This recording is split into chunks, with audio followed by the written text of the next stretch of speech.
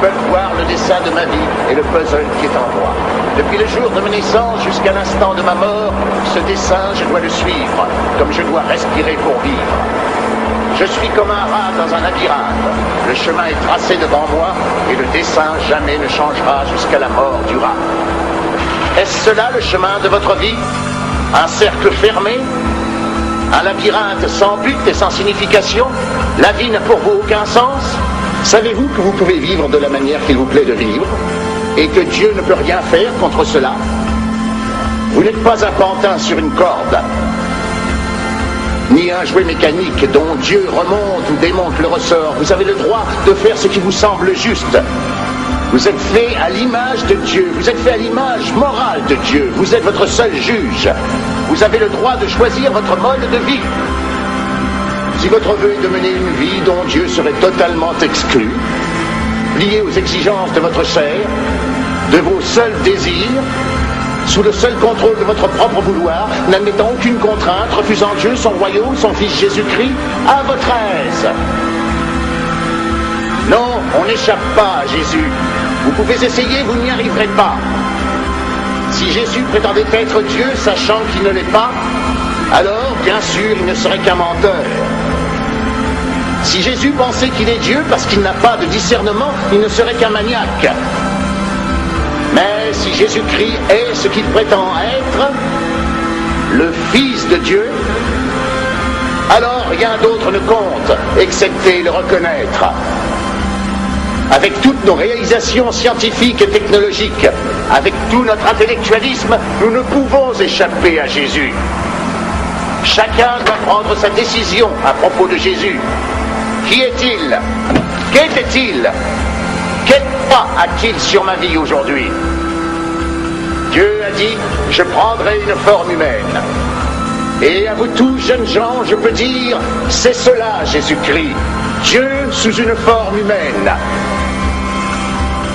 Et Dieu, sous la forme de Jésus-Christ, né d'une vierge, a marché parmi nous. Et nous montre ce que Dieu était. Et si je veux savoir à quoi ressemble Dieu, je n'ai qu'à bien regarder Jésus. Je l'observe, rendant la lumière à l'aveugle et la parole au muet, et ordonnant aux morts de se relever. Mais ce n'est pas pour cela qu'il est venu. Il est venu pour vivre parmi nous. Il n'est pas venu pour nous enseigner une nouvelle manière de vivre. Jésus-Christ est venu pour autre chose. Il est venu pour mourir sur la croix. Regardez la croix où est mort le Christ. Quand il est mort pour nos péchés, c'était en fait un jugement. Jésus a dit, je suis né pour cette fin. Il n'a pas été cloué sur la croix par accident. Il a dit, mon Dieu, pourquoi m'as-tu abandonné? À cet instant, par quelques mystérieux chemins, Dieu passait en jugement son Fils, à notre place. Il l'a condamné non seulement à mourir, il l'a condamné à pécher. Il est devenu pécheur pour nous tous. La Bible dit, nous sommes tous des pécheurs. Que signifie le mot péché? Péché signifie que vous avez brisé la loi de Dieu. Péché signifie que vous serez privé de la grâce de Dieu pour la vie éternelle. Nous sommes tous des pécheurs. Nous tous avons manqué le départ. Le péché nous a éloignés. J'ai retourné toutes mes affaires de golf. Impossible de retrouver ma canne numéro 9 et mon poteur. Notre péché ne peut être racheté. Ils sont peut-être dans la chambre de Jeff. C'est pour cela Ils sont laissés servis à part. Pour racheter nos péchés et nous délivrer de cette solitude cosmique que nous ressentons tous. Le Dieu de la Bible n'est pas une froide et impersonnelle formule, simplement une puissance Tu veux un peu de café? dans l'espace. Oui. Jésus a dit, je suis venu vous apporter la vie, la plénitude de la vie. Jésus a dit, on ne peut servir à la fois Dieu et Mammon. Il a dit, la vie d'un homme n'est pas faite de l'abondance des biens qu'il possède. La richesse fait de ceux qui la possèdent des êtres tristes, solitaires et souvent angoissés. Si vous faites votre Dieu de l'argent, il n'y aura que vide dans votre cœur. Georges Bernard Shaw a dit un jour, il y a deux tragédies pour l'homme. L'une est de ne pas obtenir ce que son cœur désire, et la deuxième est de l'obtenir. Bien des gens s'imaginent que la fortune apporte le bonheur. Ceux d'entre vous qui possèdent une grosse fortune sont-ils heureux pour cela? deux tragédies, être riche ou ne pas être riche. Parce que sans l'aide de Dieu, la vie n'a aucun sel, aucun but, aucun sens. Vous êtes fait pour Dieu. Et sans Dieu, vous n'obtiendrez jamais une satisfaction totale, un complet accomplissement. Combien de personnes parmi celles qui me regardent ont des problèmes à la maison? Dieu peut vous donner une nouvelle maison. Tournez-vous vers lui, abandonnez votre égoïsme, mettez Christ au premier plan et vous serez guéris. D'où vient cette guérison? C'est Christ qui l'envoie à qui vient à lui à genoux. Si vous attendez d'avoir tout compris, d'avoir accepté scientifiquement, vous n'y viendrez jamais. Jésus a dit, à moins de redevenir un petit enfant et de vous être converti, vous ne pourrez entrer dans le royaume du ciel.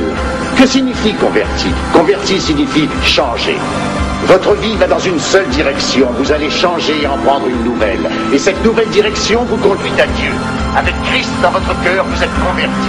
La conversion est le travail de Dieu. Tout ce que vous avez à faire est de le vouloir. Je vais vous demander de vous rendre à lui et de lui soumettre votre vie et votre cœur et de commencer une nouvelle vie avec son amour et sa puissance pour vous aider. Qu'avez-vous à faire pour cela? Vous n'avez qu'à vouloir renoncer à vos péchés et confesser que vous avez failli et péché contre Dieu. Je vais vous demander par la foi de venir à la croix où il a versé son sang pour vous et le laisser vous laver de votre passé, de changer votre vie et de faire de vous une nouvelle personne. Je vais vous demander de vous lever de votre siège, de venir ici au pied de cette estrade et de dire « Je choisis Christ pour mon Seigneur et Maître et Sauveur ». Il y a un jeune homme, il y a une jeune femme, il y a un père, il y a une mère à qui Christ va parler. Vous allez devoir affronter la mort, devoir affronter le jugement de Dieu. Par-dessus tout, vous allez devoir affronter la vie. Et vous ne pouvez rien affronter sans Christ.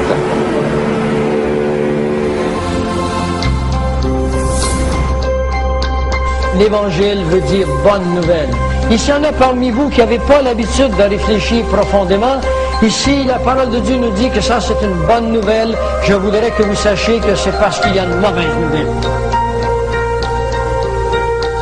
Vous êtes-vous déjà arrêté à vous demander pourquoi est-ce qu'on appelle l'Évangile bonne nouvelle? Mais c'est parce qu'il y a une mauvaise nouvelle. La mauvaise nouvelle, c'est que tout homme, quand elle arrive au monde, est un fils d'Adam. Et à ce titre de fils d'Adam, tout homme est pécheur, séparé de Dieu. Et qu'à ce titre de séparé de Dieu, tout homme est privé de la gloire de Dieu. Ça veut dire de sa présence. Ou autrement dit, tout homme est privé du ciel. Ça, c'est une très mauvaise nouvelle. Mais la bonne nouvelle, c'est qu'il y a une virgule puis un mais, une conjonction qui dit qu'ils sont gratuitement justifiés. Vous pouvez être justifié face à Dieu ce soir. Et gratuitement, vous n'allez pas me payer pour ça, ou à payer une dénomination quelconque. Vous pouvez être gratuitement rendu subitement jusqu'aux yeux de Dieu. En vertu de deux choses. A, la grâce de Dieu, parce qu'il le veut bien, et deux, la foi que Dieu vous demande d'avoir dans une œuvre qui n'est pas la vôtre, qui est la sienne, mais une œuvre qui est déjà accomplie et que vous n'avez pas à réaccomplir chaque jour, ou chaque semaine, ou chaque mois, ou chaque année. Elle est accomplie une fois pour toutes, nous dit Hébreux 10. Repentez-vous et croyez en la